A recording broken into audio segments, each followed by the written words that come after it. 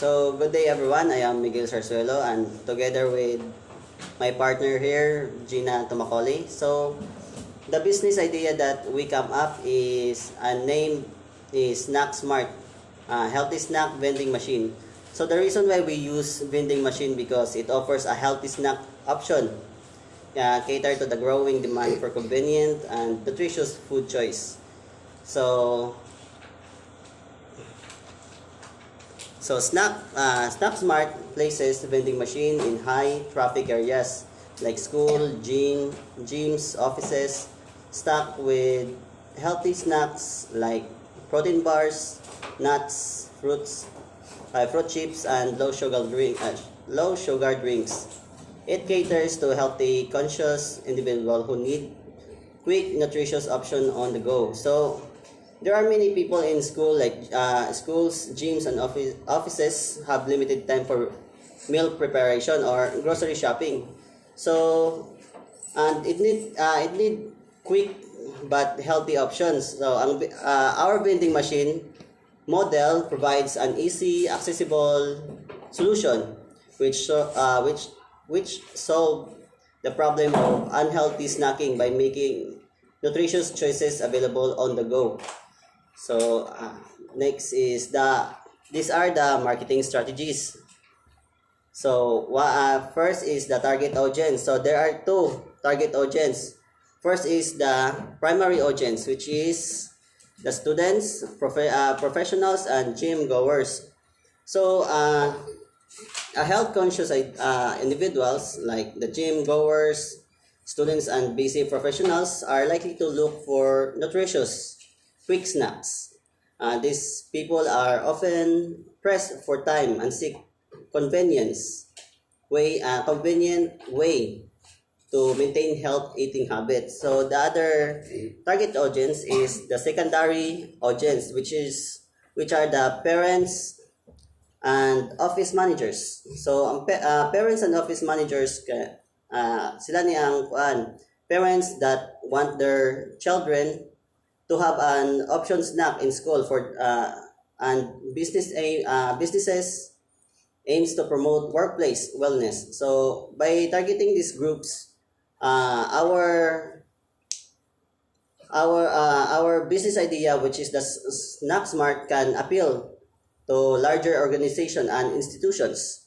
So next is the second marketing strategies, which is the unique selling proposition or the USP.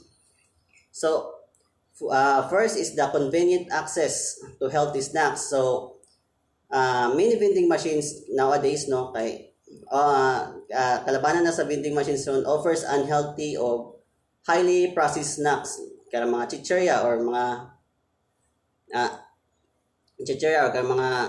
mga cokes nga unhealthy sa mga consumers. So by differentiating the machine with nutritious options, smart snacks appeal to customers who cares about their health.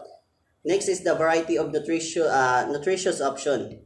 So variety of nutritious option, no, kay karon sila catering to different dietary needs like vegan or gluten free and low sugar, means that our business idea can capture a broader customer base with diverse dietary preferences. So next is the affordable and accessible prices. So there is a affordable and accessible prices. We all know that pricing is the key for success in vending machines. So keeping snacks affordable, dali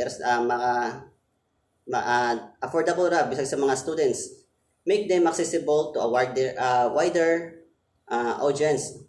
So especially in school or offices.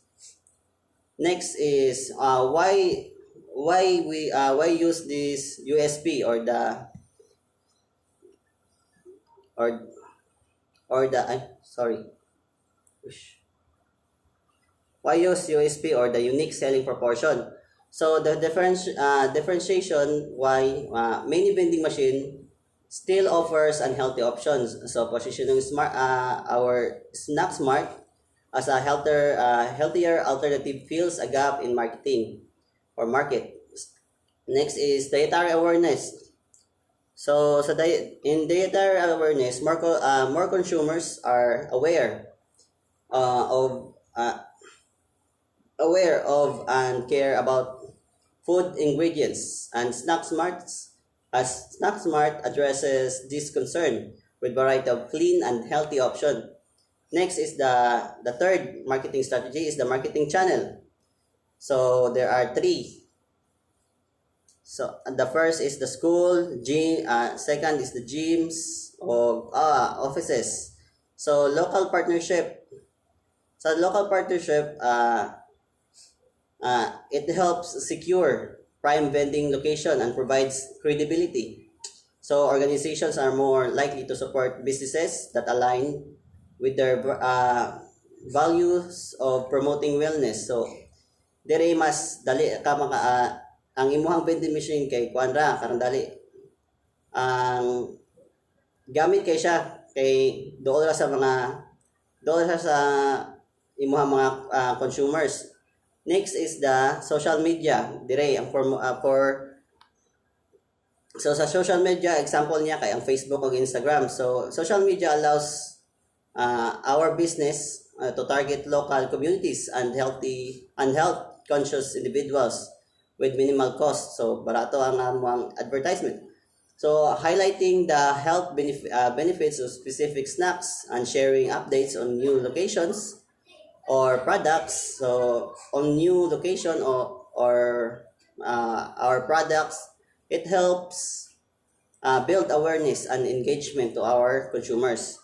Next is the flyers and posters. So common, just like sa social media. So simple, low cost advertising in the areas around vending machines, ensuring people know about the healthy option available in our vending machine. So, ang poster near gyms or in school, cafeterias reinforce the brand's presence. So, lastly is the discount promotion. So, ang discount promotion offering via QR. So, for example, just like in the picture. So, first time purchasers and encourages people to try out the vending machines.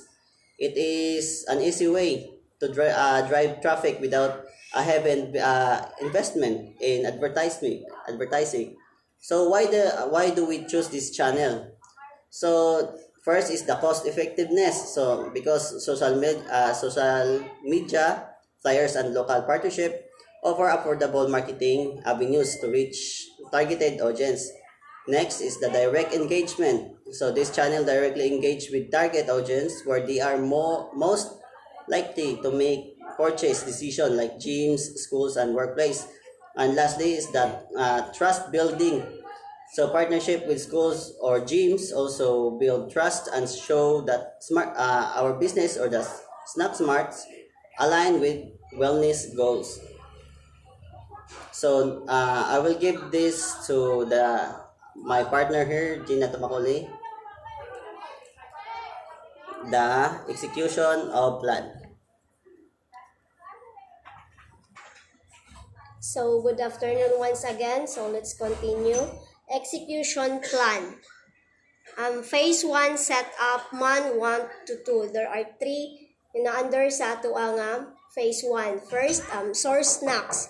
So, source snacks, to ensure a variety of healthy snacks options, it's essential to partner with local or national brands that specialize in nutritious products. So, offering a wide selection helps attract different types of customers. Example, vegans, people avoiding sugar.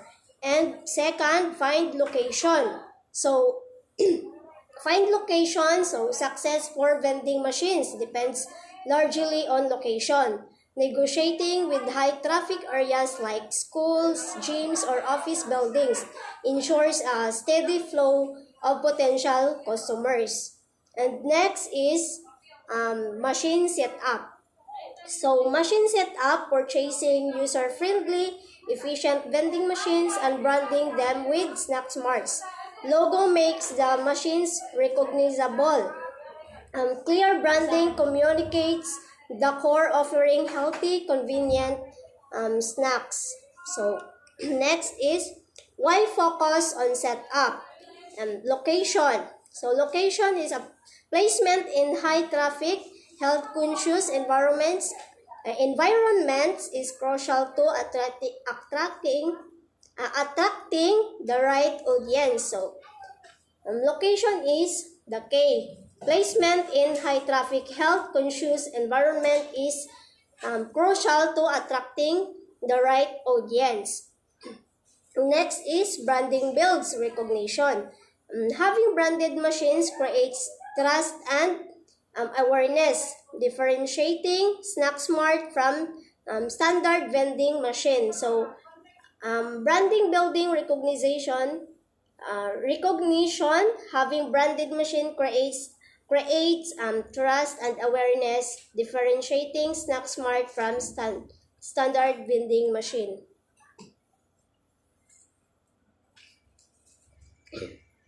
Next is phase 2, marketing and promotion, month 3.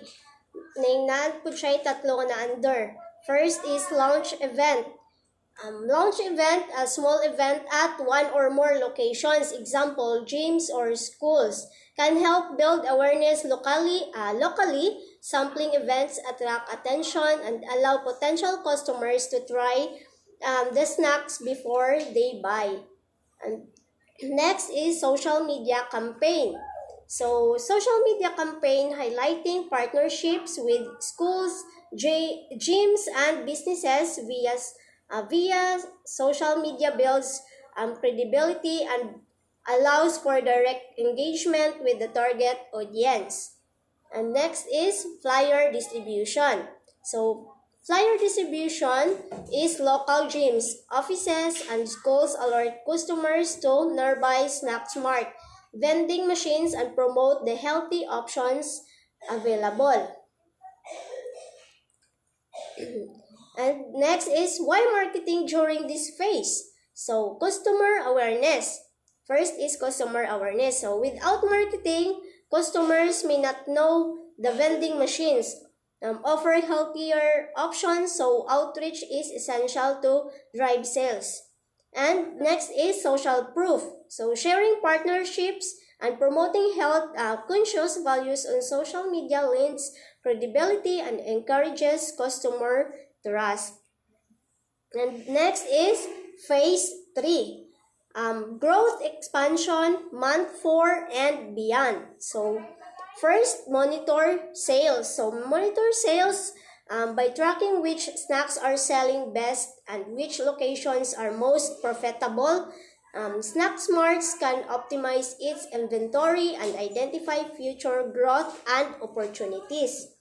And next is expand location. Expand locations once the model proves successful in a few high traffic locations. Expanding to other gyms, schools, or businesses ensures growth. And why growth and expansion is important. So, there are under sa ato ang growth and expansion. First, data-driven expansion. So, monitoring sales helps understand what customers prefer, allowing for database decisions on restocking, pricing, and future locations. And next is scalability. So, with tested and proven model, Snack Smart can easily replicate its business in other locations, leading to gradual growth.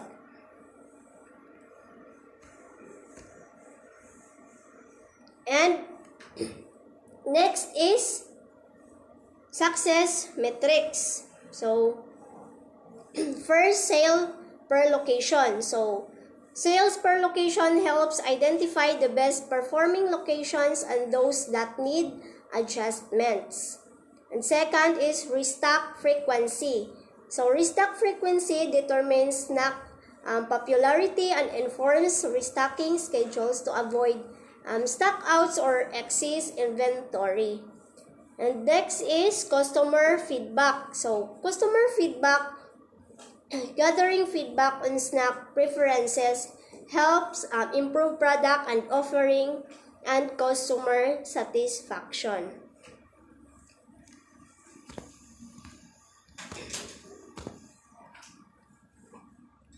So,